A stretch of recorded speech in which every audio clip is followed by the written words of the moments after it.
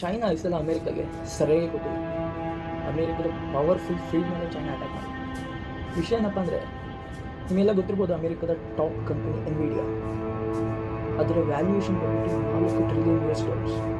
Tech joint ಅಂತ ಕರೀತಾರೆ. ಆ company basically GPUs, AI chips, semiconductors manufacture ಮಾಡ್ತಾರೆ. ಹಾಗೆ ಆಲ್ ಓವರ್ ದ ವರ್ಲ್ಡ್ ದೊಡ್ಡ ಮಾರ್ಕೆಟ್. ಇವನ್ ಚೈನಾ ಕೂಡ ಅಮೇರಿಕದ ಎನ್ವಿಡಿಯಾ ಕಂಪನಿಯಿಂದಲೇ AI ಚಿಪ್ಸ್ನ ಖರೀದಿ ಮಾಡ್ತಾರೆ, AI ಟೆಕ್ನಾಲಜಿಗೆ ಮುಂದಿರೋದು. ನಿಮಗೆ ಗೊತ್ತಿರ್ಬೋದು, AI ಮಾರ್ಕೆಟ್ ಲಾಸ್ಟ್ 3 ಇಯರ್ಸ್ ಎಷ್ಟು ದೊಡ್ಡದಾಗಿ ಬಿಟ್ಟಾಗಿದೆ. ಈ AI ರೇಸಲ್ಲಿ ಚೈನಾ ಕೂಡ ಟಾಪ್ ಅಂತ. ಬಟ್ ತಮ್ಮ ಸೆಲ್ಫ್ ಇಂಡಿಪೆಂಡೆಂಟ್ ಆಗೋಕ್ಕೋಸ್ಕರ ಚೈನಾ AI ಚಿಪ್ಸ್ನ ಅಮೇರಿಕಾದಿಂದ ತೊಗೊಳೋದೇ, ಖರೀದಿ ಮಾಡೋದೇ ನಿಲ್ಲಿಸಿದೆ. ಇದರಿಂದ ಅಮೇರಿಕದ ಎನ್ವಿಡಿಯಾ ಕಂಪ್ನಿಗೆ ಚೈನಾ ಮಾರ್ಕೆಟಲ್ಲಿ ಆ್ಯಕ್ಸೆಸ್ ಕಮ್ಮಿ ಆಗುತ್ತೆ. ಸೊ ಚೈನಾದ ಲೋಕಲ್ ಕಂಪ್ನೀಸು, ಅಲ್ಲಿ ಕಂಪ್ನೀಸು ಗ್ರೋ ಆಗಿ ಸ್ಟಾರ್ಟ್ ಆಗುತ್ತೆ. ಅದು AI ಚಿಪ್ಸ್ ಕಡೆ ಫೋಕಸ್ ಮಾಡುತ್ತೆ.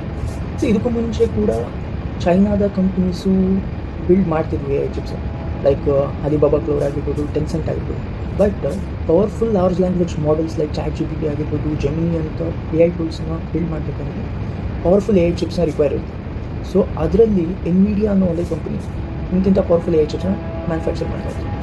ಸೊ ಈಗ ಅಂಥ ಟೆಕ್ನಾಲಜಿ ಕಡೆ ಚೈನಾ ಫೋಕಸ್ ಮಾಡ್ತಾ ಇದೆ. ಚೈನಾ ಸೆಲ್ಫ್ ಇಂಡಿಪೆಂಡೆಂಟ್ ಆಗೋದ್ರ ಕಡೆ ಫೋಕಸ್ ಮಾಡ್ತಾ ಇದೆ. ಅಮೇರಿಕಾ ಇನ್ನೊಂದು ಕಡೆ ಚೈನಾಗೆ ಆಗ್ತಿರೋ ಇಂಪೋರ್ಟ್ ಮೇಲೆ ಸ್ಟ್ರಿಕ್ಟ್ ರೂಲ್ಸ್ ತರ್ತಾ ಇದೆ. ಯಾಕಂದರೆ ಈ AI ರೇಸಲ್ಲಿ ಟಾಪಲ್ಲಿ ಅಮೇರಿಕನೇ ಹೊರಡ್ಬೇಕಂತ. ಇನ್ನು ಕೂಡ ಚೈನಾ ಕೂಡ ಈ ರೇಸಲ್ಲಿ ತುಂಬ ಸ್ಟ್ರಾಂಗ್ ಆಗಿ ಮುಂದೆ ಹೋಗ್ತಾ ಇದೆ. ಇನ್ಫಾರ್ಮೇಷನ್ ಇಷ್ಟ ಆಗಿದೆ, ಲೈಕ್ ಮಾಡಿ, ಸಬ್ಸ್ಕ್ರೈಬ್.